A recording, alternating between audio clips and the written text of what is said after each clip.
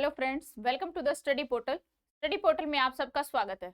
आज का हमारा टॉपिक रहेगा friends, role of governor in India, यानी कि जो भारत में राज्यपाल का क्या रोल होती है, क्या राज्यपाल की भूमिका होती है, वो हम इस वीडियो में डिस्कस करेंगे। राज्यपाल को कौन चुनकर लाता है, राज्यपाल के क्या कार्य होते हैं, क्या राज्यपाल की पावर होती है, कंप्लीट डिटेल हम इस वीडियो में देखेंगे फ्रेंड्स। वीडियो स्टार्ट करने से पहले जो भी स्टूडेंट किसी भी टीचिंग लाइन एग्जाम की प्रिपरेशन कर रहे हैं, यदि आप हमारे साथ जुड़ना चाहते हैं तो हमें अपना नेम, सिटी और एग्जाम लिखकर, जैसा कि एग्जाम्पल की तरह आपको दिखाया गया है, नेम आ गया, सिटी दिल्ली, एग्जाम DSSB विजिटी पॉलिटिकल साइंस, यहाँ पे जो भी आपकी पोस्ट है, जो भी आपका सब्जेक्ट है, जिस भी फील्ड में आप एग्जाम दे रहे हो, वो लिखकर आप हमें 8447410108 पर व्हाट्सएप कर दीजिए। इसके थ्रू आपको जो भी हमारी डेली, जो भी डे टू डे की इंफॉर्मेशन रहती है, जो भी अपडेट्स रहेगी, चाहे वो वैकेंसी से रिलेटेड नोटिफिकेशन हो या फिर हमारी क्लासेस हो या फिर जो भी हमारे नए बैच स्टार्ट होते हैं या जो हम यूट्यूब पे लाइव करते हैं, टेस्ट सीरीज चलाते हैं या प्रीवियस ईयर पेपर सोल्व करते हैं, सभी के लिंक आपको व्हाट्सएप ब्रॉडकास्ट ग्रुप के through free of cost share किए जाएंगे। इसके अलावा जो भी स्टूडेंट घर बैठकर अपनी तैयारी कर रहे हैं, यदि आपको एक ऐसा स्टडी मटेरियल चाहिए कि उससे बाहर आपको कुछ नहीं पढ़ना पड़े, तो आप हमारा स्टडी मटेरियल ऑर्डर कर सकते हैं। कंप्लीट सिलेबस इसमें कवर किया गया है। ये जो स्टडी मटेरियल है, इसको ऑर्डर करने के लिए आप हमें 8447410108 पर व्हाट्सएप या कॉल के थ्रू आप अपना ऑर्डर कर सकते हैं। ऑल ओवर इंडिया में कोरियर सर्विस अवेलेबल है। इसके अलावा जो स्टूडेंट क्लास ज्वाइन करना चाहते हैं, स्टडी पोर्टल एकेडमी ऐप है, ऐप को आप डाउनलोड कीजिए। ऐप को डाउनलोड करने का लिंक एंड्रॉइड यूजर्स के लिए रहेगा, iOS के लिए ये रहेगा। अब हम बात करते हैं रोल ऑफ गवर्नर, यानी कि राज्यपाल का क्या रोल होता है। राज्यपाल कौन होता है?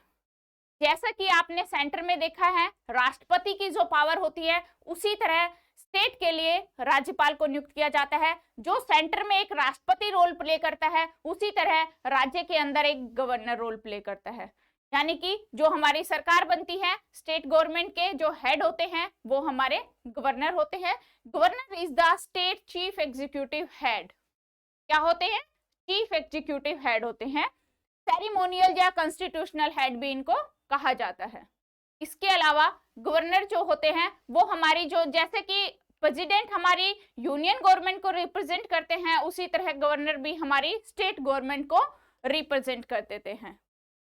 गवर्नर ऑफिस और ए डुअल पर्पस, जो हमारे राज्यपाल होते हैं वो डबल पर्पस, मतलब कि उनके दो उद्देश्य होते हैं। नॉर्मली क्या होता है, अब जो जो स्टेट होते हैं, यानी कि ईच स्टेट, एवरी स्टेट का अपना एक पर्सनल गवर्नर होता है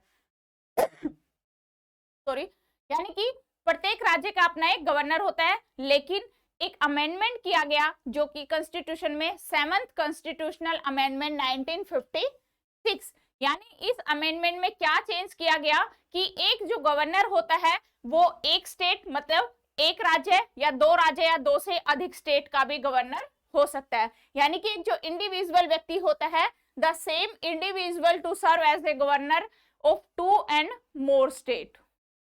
ओके, ये चेंजेस किए गए 7th कॉन्स्टिट्यूशनल अमेंडमेंट 1956 से। उससे पहले each state has own governor, यानी कि हर राष्ट्र का अपना एक, हर स्टेट का अपना एक गवर्नर होता था। लेकिन 7वें कॉन्स्टिट्यूशन संविधान संशोधन अधिनियम के द्वारा 1956 के तहत एक गवर्नर, एक जो राज्यपाल होता है, वो दो राज्य या दो से अधिक राज्यों का भी एक राज्यपाल चुना जा सकता है। Head of the executive of the state governor, there is the council ministers and advice of the governor, यानी कि जो राज्यपाल होते हैं उनकी सलाह के लिए एक मंत्री परिषद का गठन किया जाता है। काउंसिल मिनिस्टर्स होती है जो कि कलेक्टिवली रिस्पॉन्सिबल, यानी जो सामूहिक रूप से उत्तरदायी होती है, रिस्पॉन्सिबल होती है किसकी? लेजिस्लेटिव असेंबली की।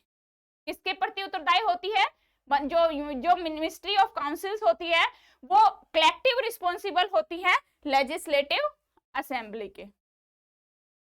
याद रखना है फ्रेंड, क्वेश्चन इसी तरह से पूछे जाते हैं कि काउंसिल्स ऑफ मिनिस्टर जो है किसके प्रति, किस टाइप से कलेक्टिवली रिस्पॉन्सिबल होती है, तो आपका आंसर यही रहेगा, कलेक्टिवली रिस्पॉन्सिबल होती है किसके प्रति?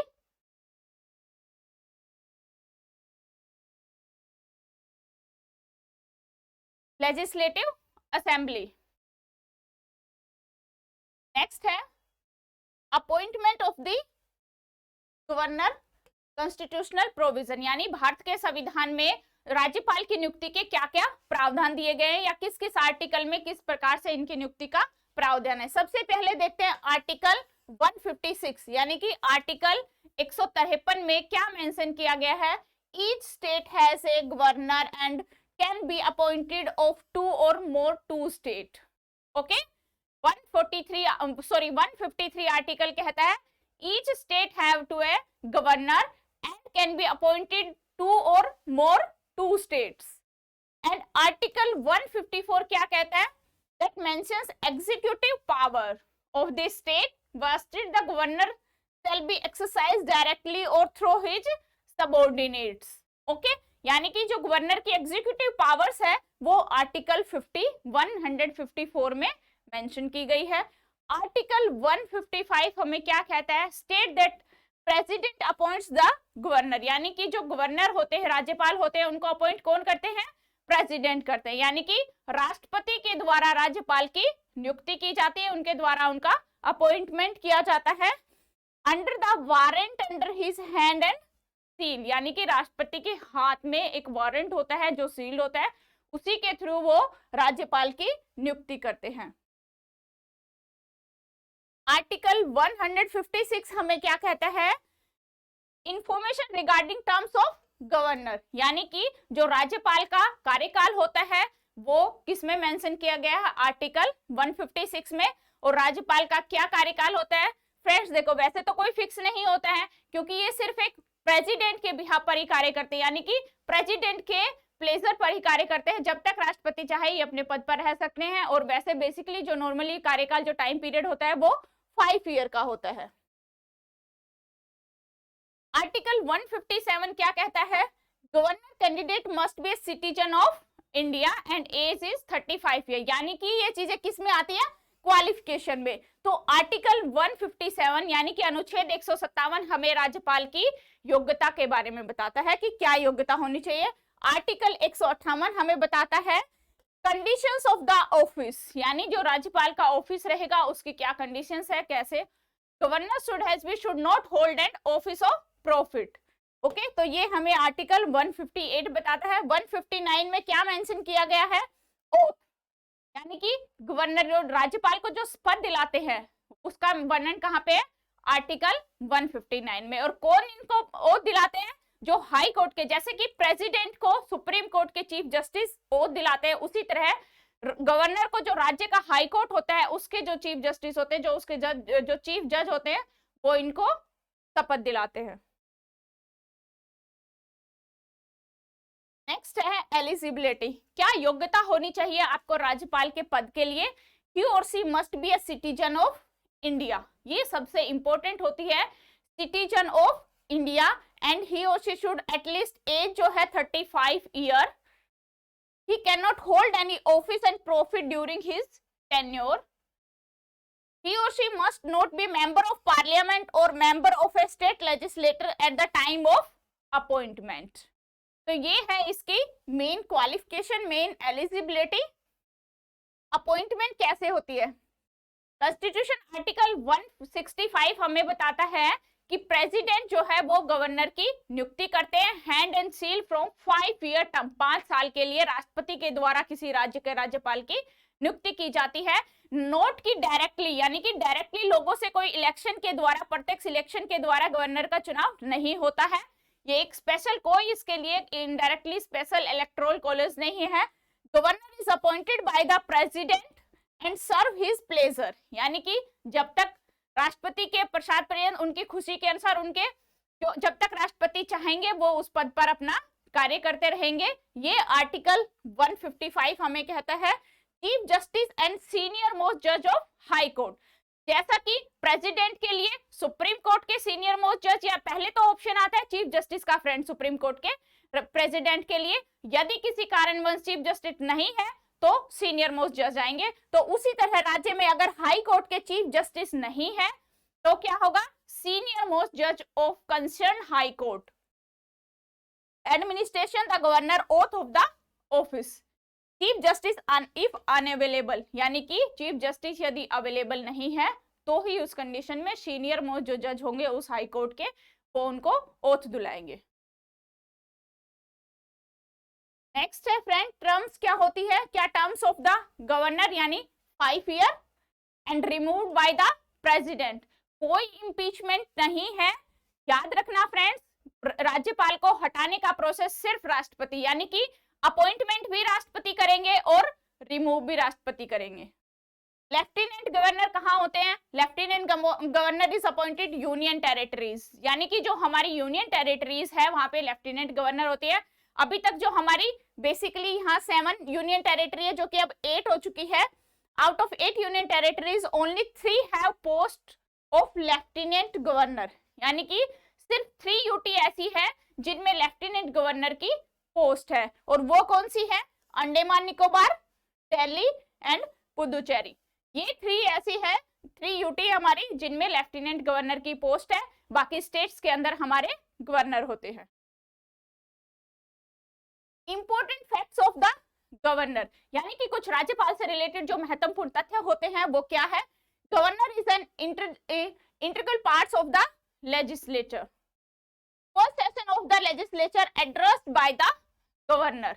लेजिस्लेचर का जो पहला सत्र होता है, जो हमारी विधान परिषद का जो पहला सत्र होता है, वो राज्यपाल ही संबोधित करते हैं।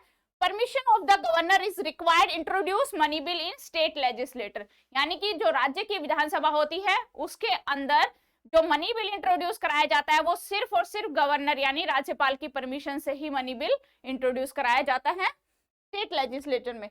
The governor can send the bill except the money bill, governor के सिर्फ मनी बिल को छोड़कर जो बाकी बिल होते हैं वो स्टेट लेजिस्लेटर में सेंड किए जा सकते हैं।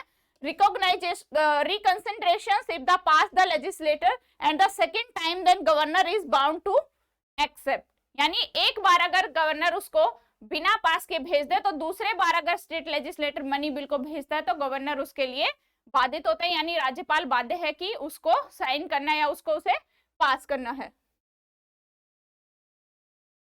The governor can issue an ordinance without the approval of the legislature. It has been approved by the legislature within 6 weeks. यानी यदि राज्यपाल को ये लगे कि विधानसभा का जो सत्र है वो नहीं हो पा रहा है या किसी कारणवश नहीं हो रहा है, और अगर उसको सत्र की किसी कार्यपालिका जो सही से कार्य नहीं कर रही है और सत्र को संबोधित करने की जरूरत है, तो राज्यपाल जो है वो एक अध्यादेश जारी कर सकता है without approval bye legislator. He approved legislature with in 6 month, और बिना अप्रूवल के ये जब करते हैं तो उसके बाद लेजिस्लेटर को जो है 6th वीक का टाइम होता है उसको अप्रूव करने के लिए। Governor has power dissolve the assembly and right to summon assembly, यानी असेंबली को डिसॉल्व की और सम्मन की पावर गवर्नर के पास है, बट याद रखना फ्रेंड एडजॉर्न की पावर गवर्नर के पास नहीं है, यानी कि right to adjourn the assembly is not available, यानी कि विधानसभा जो है असेंबली स्टेट लेजिस्लेटर को है उसको बनाने की और उसको हटाने की दोनों ही पावर गवर्नर के पास है, लेकिन उसको स्थगित करने की पावर राज्यपाल के पास नहीं होती है।